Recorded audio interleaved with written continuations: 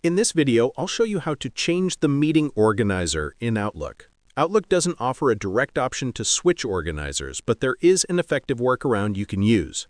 First, visit the Microsoft Outlook website and sign in with your email and password. After logging in, you'll be taken to the Outlook dashboard.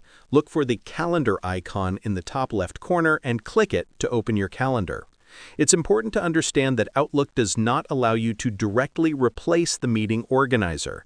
The only way to change ownership is by deleting the original event and recreating it under the new organizer. Start by finding the meeting that needs a new organizer. Click on the event to open its details. Then choose the option to cancel or delete the meeting. This step is necessary to clear the original version and avoid any duplicated or conflicting events. Once the meeting is canceled, the new organizer can step in. They should go back to the calendar and create a new event using the same date, time, and details. After that, they can add all participants to the new meeting. This recreates the meeting with the new organizer in full control of updates, invitations, and future changes. While Outlook doesn't allow a direct organizer switch, this method ensures a smooth and clean transition of meeting ownership.